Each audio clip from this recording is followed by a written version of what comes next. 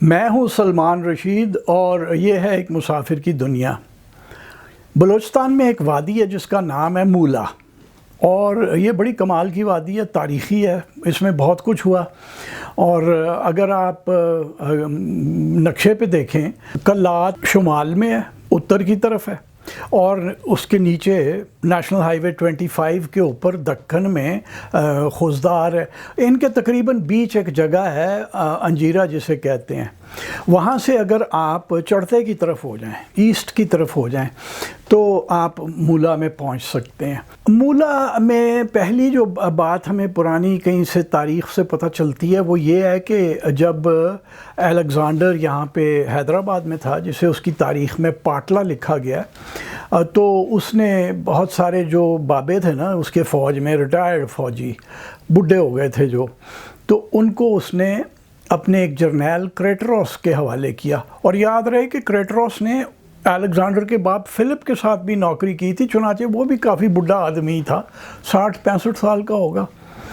تو الیگزینڈر نے کوئی 10,000 جو یہ ویٹرنز تھے ان کو ریٹائر کر کے پینشنیں وینشنیں دے کے ان کو کہا کہ تم لوگ واپس پہنچو اپنے دیش میسیڈونیا میں، اور ان کا جانے کا رستہ جو تھا وہ ہیلمند ریور ویلی کی طرف سے تھا۔ وہاں سے انہوں نے یمغتان، یا جسے یونانی ایکبتانا کہتے تھے اور جسے ہم حمدان کہتے ہیں ایران کے اندر، وہاں سے ہو کے پھر بابل سے گزرتے ہوئے انہوں نے میسیڈونیا کی طرف جانا تھا۔ تو جب وہ تو جو کریٹروس حیدرآباد سے چلا تو اس نے ایک رستہ جو لیا وہ اس کو وہاں سے تھانو بلا خان کے نزدیک سے گزارتا ہوا، جہاں رنی کوٹ ہے۔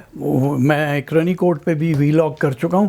رنی کوٹ کے مغرب کی طرف سے پہاڑوں کے بیچ جو ایک ذرا تنگ وادی ہے، وہاں سے گزارتا ہوا منچھر جھیل جو ہے سندھ کی بڑی مشہور فریش واٹر جھیل، اس کے پاس سے لے کر کے اسے گنداوا تک آیا، اور پھر کریٹروس گنداوا سے وہ اوپر پہاڑ کی طرف چڑھ گیا، وہاں جہاں سے مولا ندی آ کے گرتی ہے۔ تو اور پھر مولا میں سے ہو کے وہ کلات سے ہوتا ہوا نوشکی کے پاس سے وہ پار ہو گیا اور ہیلمند ریور ویلی میں پہنچ گیا، جو اب افغانستان کا حصہ ہے۔ اس کے علاوہ ہمیں کوئی اور اس کے بارے میں نہیں پتہ چلتا۔ اب ایک بڑی دلچسپ کتاب ہے، ایک آدمی تھا جس کا نام ویسے تو کچھ اور تھا، لیکن اس نے وہ چونکہ برٹش ایسٹ انڈیا کمپنی کی فوج سے بھگوڑا تھا تو اس نے اپنا نام بدل لیا، اور اس نے اپنے آپ کو چارلز مسون اپنا نام رکھ لیا، اور اس نے کہا کہ امریکہ سے آیا ہوا ہے، تو وہ یہاں گھومتا پھرتا تھا۔ وہ 4 جلدوں پر مشتمل ہے، 4 والیوم اس کا کام ہے۔ اس نے بڑا کچھ لکھا ہے سندھ، پنجاب، خیبر پختونخوا، بلوچستان کے بارے میں اور افغانستان کے بارے میں بھی۔ تو بلکہ ایک اس کی جو والیوم ہے وہ تو پوری کلات کے بارے میں ہے۔ تو اس میں اس نے ایک جگہ کا ذکر کیا، پاشتہ خان، کہ جب وہ کلات سے گنداوا آ رہا تھا، جہاں اس کی نواب احمد خان مگسی سے ملاقات ہونی تھی، تو وہ کہتا ہے کہ جی میں مولا کے رستے آیا اور میں پاشتہ خان رکا۔ یہ 1826-27 کی بات ہے۔ اس سے تھوڑا آگے پیچھے ایسٹ انڈیا کمپنی کے سرویئر اور ایکسپلوررز بھی گھومتے پھر رہے تھے، تو ان میں سے کسی نے اس جگہ کا نام پایشت خانہ لکھا ہے۔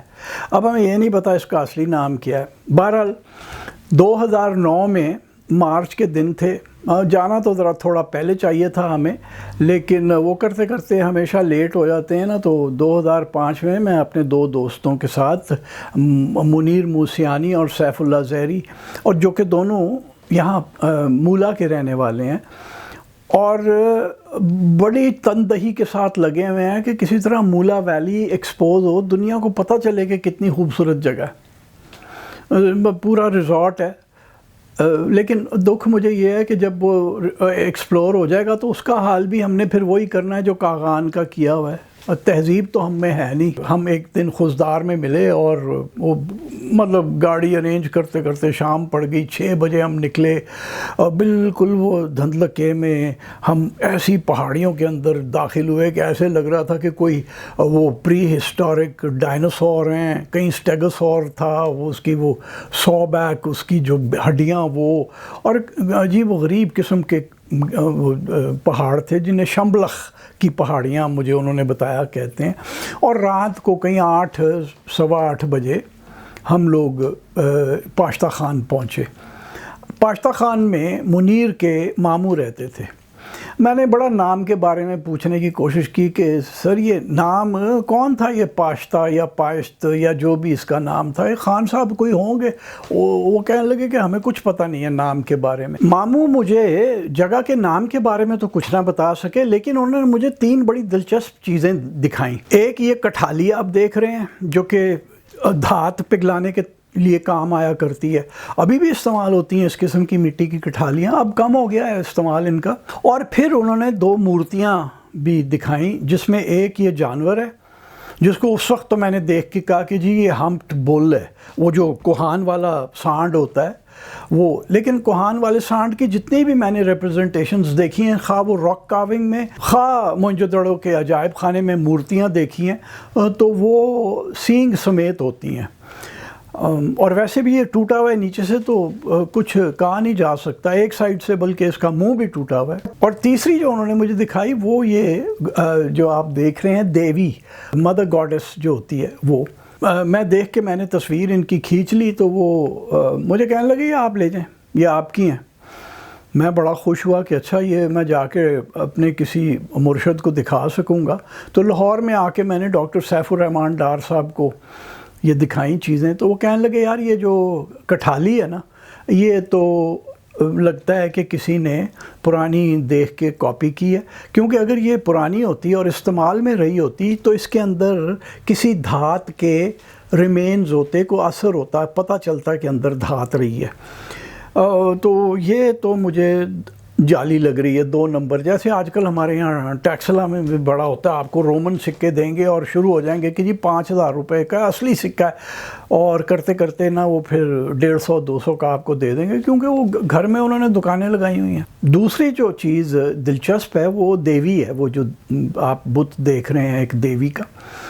اس کے اندر ڈار صاحب کہنے لگے یار یہ کچھ بھی نہیں تو 3500 سال BC سے تھوڑی پہلے کی لگ رہی ہے.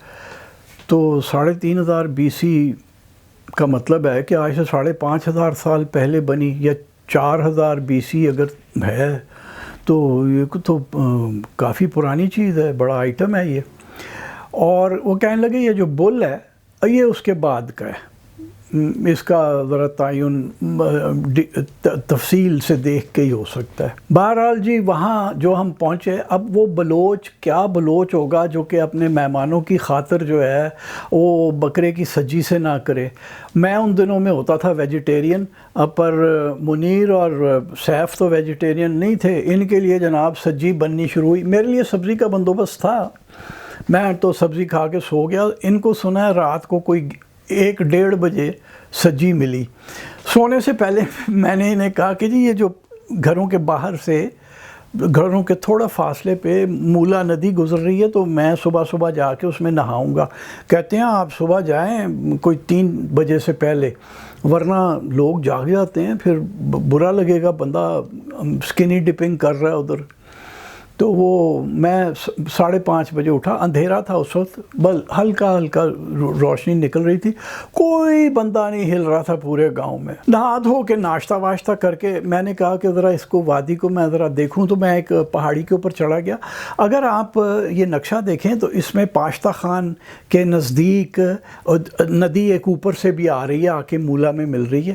تو یہاں یہ تکون سی وادی بنتی ہے، اور پانی چونکہ بہت ہے تو یہاں کھیتی باڑی خوب تھی، یعنی تل کی فصل تھی، کھیرے ایک جگہ لگے ہوئے تھے، ٹماٹر، اپنی انجیریں، کھجوریں، اور بے شمار یہاں پہ پھل بھی تھا. تو میرا خیال تھا کہ اگر یہاں یہ آم کے پیڑ لگائیں تو شاید وہ بھی چل جائیں. جگہ بڑی خوبصورت ہے پاشتہ خان۔ ناشتہ واشتہ کر کے ہم پاشتہ خان سے آگے چلے تو ایک جگہ انہوں نے مجھے کہا جی یہاں پہ پیر لٹو جو ہے نا وہ آ کے انہوں نے بہت وقت گزارا تو ان کی جگہ ہے۔ وہ جگہ کیا تھی؟ یہ جو آپ دیکھ رہے ہیں، ایک دو دیواریں بچ گئی ہیں، آس پاس کھجور کے پیڑ ہیں، پرے مولا ندی گزر رہی ہے اور چھت وت کوئی نہیں ہے۔ تو ہم ابھی وہاں کھڑے تھے تو ان کے منیر کے اور سیف کے جاننے والے کوئی دو بندے آ گئے، کہیں دور کھیتوں میں کام کر رہے تھے کیونکہ کنک کی فصل لگی ہوئی تھی۔ تو میں نے کہا کہ جناب یہ پیر لٹو کون تھے؟ وہ کسی کو نہیں پتہ تھا لٹو صاحب کون تھے۔ وہ ہمیں پتہ نہیں بیچارہ کوئی ہوئے گا غریب آ کے وہاں پہ رہ گیا ہوگا۔ آگے کوئی تھوڑی سی مسافت کے بعد ہم اب ایک پرانی سی جیپ کے اوپر تھے ہم تینوں ساتھی۔ کچھ مسافت کے بعد ہم جکھر کنڈ نام کی ایک جگہ پہ پہنچے اور وہاں پہ چھوٹی سی پہاڑی تھی، 2 گھر تھے وہ جگہ میں، اس آبادی اسے گاؤں کہہ لیں یا جو بھی ہے، 2 گھر تھے۔ منیر نے کہا کہ یار یہ اوپر جو پہاڑی ہے نا چھوٹی سی، اس کے اوپر کچھ ہے آؤ تمہیں دکھائیں۔ تو وہ ایسے کچھ 5 منٹ بھی نہیں لگے، ہم اوپر چوٹی پہ پہنچ گئے۔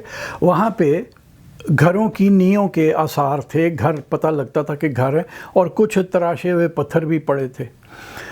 منیر نے کہا کہ یہاں سے کسی نے ان کو ایک چھوٹی سی سونے کی مندری نما کوئی چیز دی تھی جو کہ شاید کسی بالی کا یا کسی ہار کا حصہ تھی، اور کہنے لگے کہ یہاں اس طرح کے ماؤنٹس اتنے ہیں مولا وادی میں، آپ جس طرف نکل جائیں، کیونکہ مولا ایک بڑی وادی ہے، اس میں سائڈ سے آ کے چھوٹی چھوٹی ندیاں جہاں جہاں بھی آ کے ملتی ہیں تو وہاں وہ ان کی بھی اپنی وادیاں ہیں۔ وہ کہتے ہیں ہر وادی میں آپ کو اس طرح کے آبادیوں کے آثار ملتے ہیں۔ وہ کہتے ہیں آج تک، یعنی 2009 کی بات میں کر رہا ہوں، اب پتہ نہیں کوئی گیا کہ نہیں، لیکن بقول میرے دوستوں کے کہ 2009 تک آرکیالوجی ڈپارٹمنٹ کبھی وہاں نہیں آئی تھی۔ البتہ ایک اسماعیل نامی آدمی تھا جو بڑی تندہی سے لگا ہوا تھا مولا کا ثقافتی ورثہ برباد کرنے میں۔ بقول منیر اور سیف کے، دونوں نے مجھے مختلف کہانیاں سنائیں۔ انہوں نے کہا جی یہ وہ بندے کا کام، یہاں پہ کھدائی اس نے لگائی ہوئی ہے اور ہر جگہ سے وہ سامان نکال کے لے جا کے کراچی میں کسی کو بیچتا ہے۔ اب افسوس اس طرح کی چیز میں یہ ہوتا ہے کہ وہ آدمی تو نوٹ کما رہا ہے، کیونکہ دونوں نے مجھے بتایا کہ اب وہ امیر ہے، اچھا بھلا امیر آدمی بن گیا اسماعیل، اور اب وہ ملازم لگاتا ہے۔ شروع جب کبھی اس نے 10 سال پہلے یہ کام کیا تھا، یعنی 2009 سے 10 سال پہلے، تو وہ اکیلا گینتی بیلچا لے کے لگا رہتا تھا۔ اب اس کے ملازم ہیں جو کھدائی کرتے ہیں، جگہ وہ آئیڈینٹیفائی کر دیتا ہے، وہاں پہ توڑ پھوڑ میں لگے ہوئے ہیں، تو پیسہ بہت ہے اور اس کی موج ہے، وہ تو ٹل ہی نہیں رہا، اور نہ اسے کوئی روکنے والا ہے، نہ کوئی محکمہ آثار قدیمہ آرکیالوجی ڈپارٹمنٹ کو ہوش ہے، اور بلوچستان کے محکمہ آرکیالوجی کو تو بالکل ہی ہوش نہیں ہے۔ ہمیں تو خیر وہاں سے کچھ نہ ملا سوائے وہ پتھر ہم نے دیکھے، اس سے ہم آگے چل پڑے۔ تو کوئی دوپہر کا وقت تھا، میرے خیال ہے 2-2:30 بجے کا وقت ہو چکا تھا، اور تو ہم پیر لکھا نام کی ایک جگہ پہ پہنچے۔ وہاں یہ عمارت جو آپ دیکھ رہے ہیں، وہاں پہ یہ عمارت رستے کے ایک طرف یہ بنی ہوئی تھی، اور بات یہ تھی کہ جناب جو میر معصوم شاہ تھا، جو کہ بھکر اور سکھر کا گورنر ہوا کرتا تھا اکبر اعظم کے زمانے میں، یعنی 16ویں صدی کے آخری سالوں کے اندر، وہ ایک بار یہاں سے گزر رہا تھا اور ساتھ میں اس کا ساتھی تھا۔ وہ لوگ قندھار جا رہے تھے، تو ساتھی مر گیا، تو یہ میر معصوم شاہ گورنر صاحب نے یہ قبر اس کے لیے بنوائی۔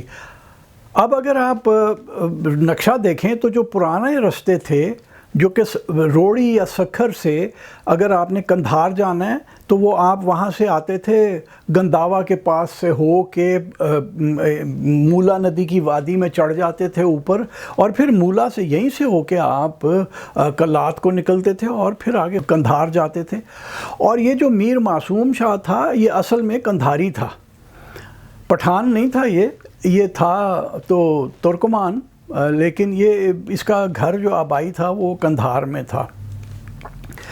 تو وہ کہتے ہیں کہ جی وہ یہاں سے گزرا تھا، تو اس نے جب ساتھی اس کا یہاں پہنچ کے مر گیا جو اس کے ساتھ تھا، تو وہ اس نے یہ قبر بنوا دی۔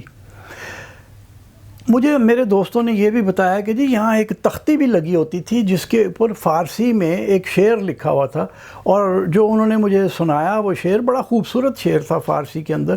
اس کا مفہوم کچھ یہ بنتا تھا کہ وقت تیرے ہاتھ سے نکل گیا مسافر، اٹھ کہ اب قافلہ بھی دور چلا گیا ہے. وہ کچھ اس قسم کا اس کا مفہوم بنتا تھا.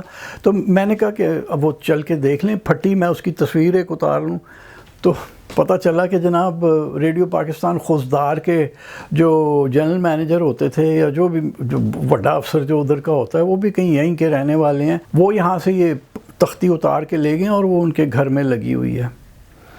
تو خیر بہت سارے لوگوں نے بہت ساری جگہوں سے بہت ساری چیزیں اتاری پتہ نہیں کہاں سے یہ چیزیں اتری.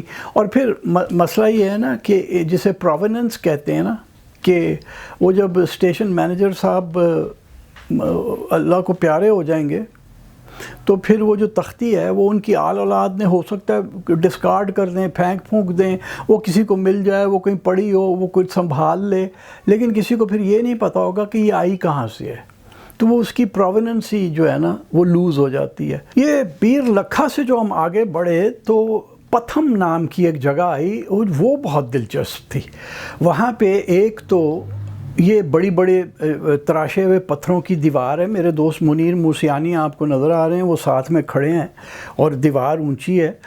میں نے ویسے بلوچستان میں کئی جگہوں پہ یہ یعنی لسبیلا ضلع کے انٹیریئر میں، خوزدار میں، اپنا خاران میں نے یہ دیکھا ہے کہ لوگ پہلے زمانے میں بند بنایا کرتے تھے، اور عام لوگ انہیں گبر بستے کہتے ہیں یا گبر بند کہتے ہیں.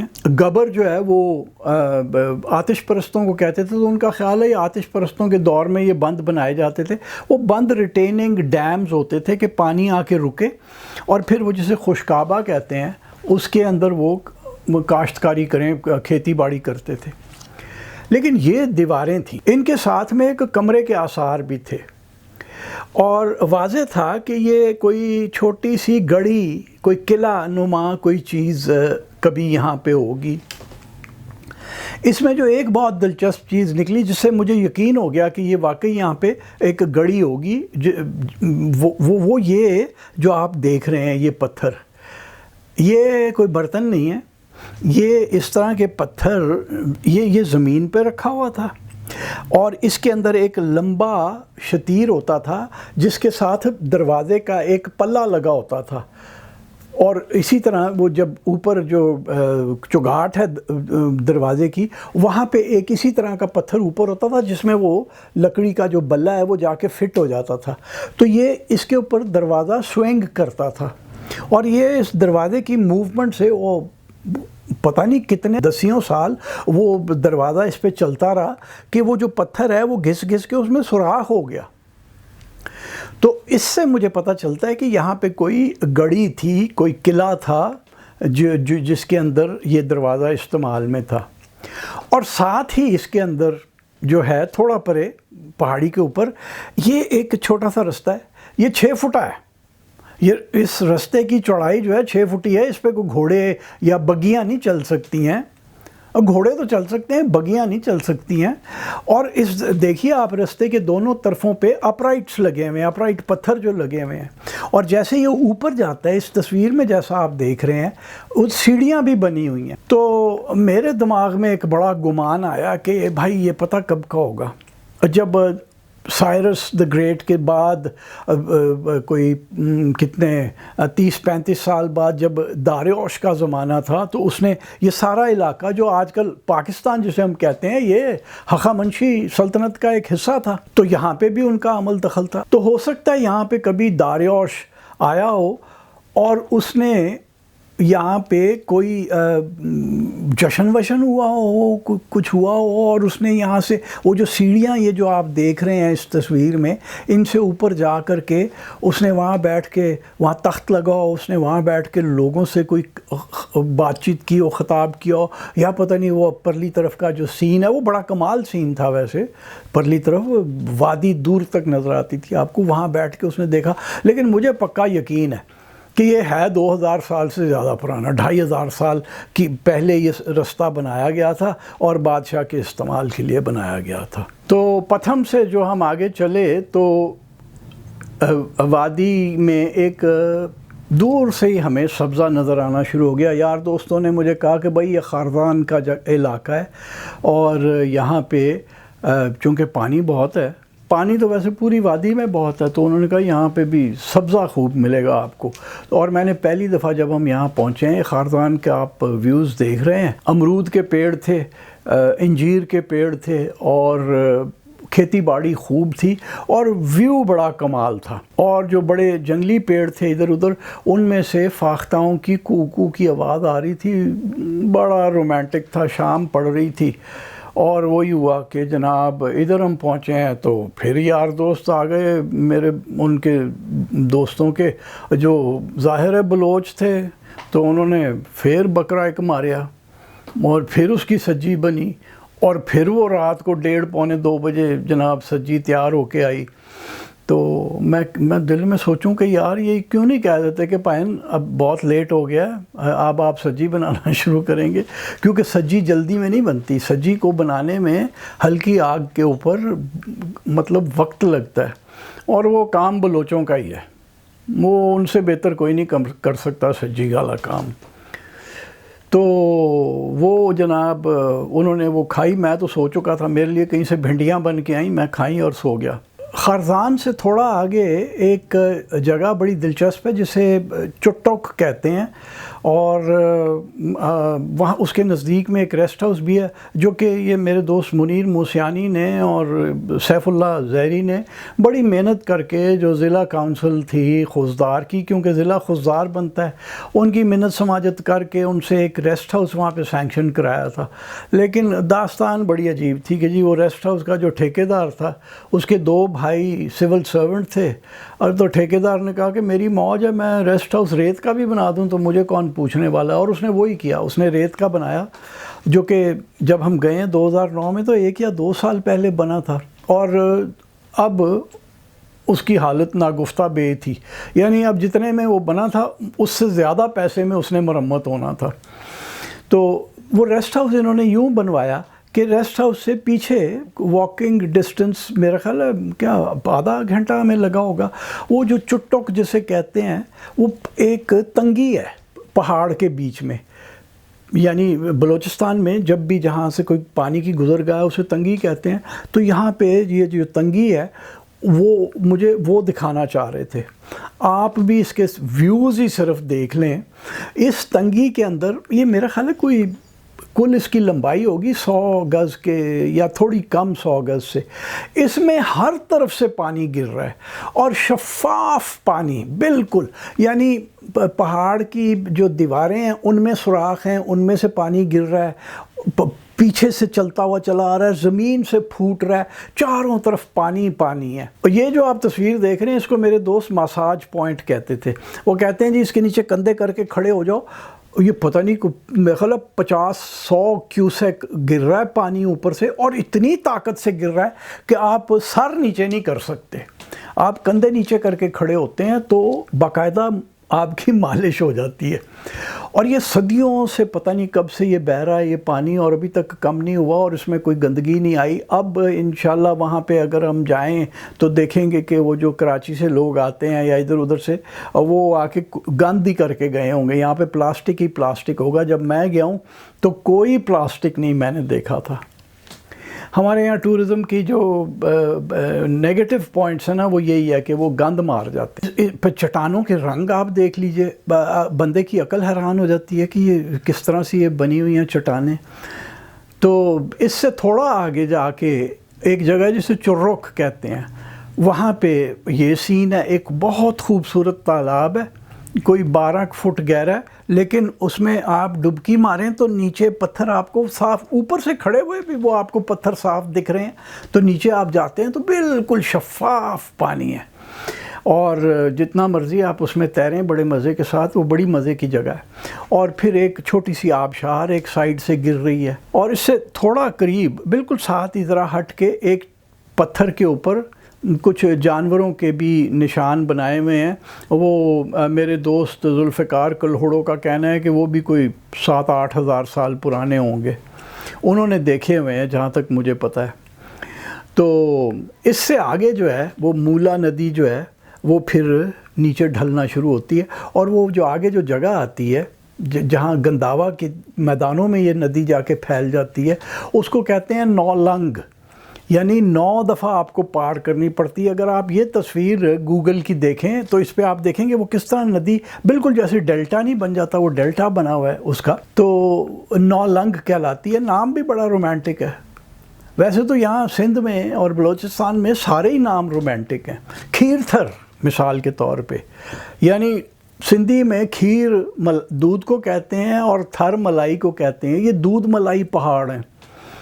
یہ ایک اینٹی تھیٹیکل نام ہے، اینٹی تھیسس ہے، کسی گڈریے نے نام رکھا ہوگا، گرمیوں میں کہیں اپنی بھیڑ بکری لے کے کھیر تھر کی کسی وادی میں جا رہا ہوگا، شدید گرمی، وہاں تو پیڑ تو ہیں ہی کم بہت، تو وہ جب سورج کی روشنی پہاڑوں پہ پڑتی ہے وہی پھر فلیئر ہو کے میگنیفائی ہو کے واپس آپ کو لگتی ہے، تو اس نے سوچا ہوگا کہ کوئی سخت سا نام دینے کی بجائے اس نے، وہ اتنا کوئی پویٹک آدمی تھا، شاعرانہ طبیعت تھی اس آدمی کی، کہ اس نے پہاڑ کا نام کھیر تھر رکھ دیا، دودھ ملائی پہاڑ۔ تو اسی طرح سے یہاں پہ 9 لنگ کا نام ہے۔ لیکن میں آپ کو بتاتا چلوں، میں ایک واڈا کے صاحب سے ملا، انہوں نے مجھے بتایا کہ جناب ہم نالونگ پہ ڈیم بنا رہے ہیں، وہاں پہ ڈیم بن جائے گا، تو نالونگ، میں بار بار انہیں کہوں کہ سر نالونگ نہیں ہے، 9 لنگ ہے اور اس کا ایک مطلب ہے، لیکن وہ نالونگ پہ ہی پھنسے رہے، اور ان کی کتابوں کے اندر وہ نالونگ ہی ہے۔ تو ہمارے یہاں یہ جو بیچارے کم سمجھدار لوگ ہیں، وہ خواہ انجینئر ہوں یا جو بھی ہوں، وہ اس طرح سے جو نام ہیں ان کے ساتھ جو کھیل تماشا کرتے ہیں، اس سے بہت کچھ بگڑ جاتا ہے۔ بہرحال وہاں پہ ڈیم بن جائے گا، اب تو شاید بن بھی گیا ہو، مجھے صحیح پتہ نہیں ہے، پانی رکے گا، اور پانی کہاں تک ہوگا، یہ جو چرک ہے یہ کیا بچ جائے گا یا یہ بھی اس ڈیم کے پانی کے اندر آئے گا، کچھ نہیں کہا جا سکتا۔ لیکن ایک بات ہے کہ وہ جو رستہ تھا جس سے کریٹروس اپنے 10,000 ریٹائرڈ ویٹرنز کو لے کے اوپر چڑھا تھا، وہ ختم ہو جائے گا، اور باقی جو مولا وادی ہے وہ دیکھنے والوں کے لیے صرف رہ جائے گی۔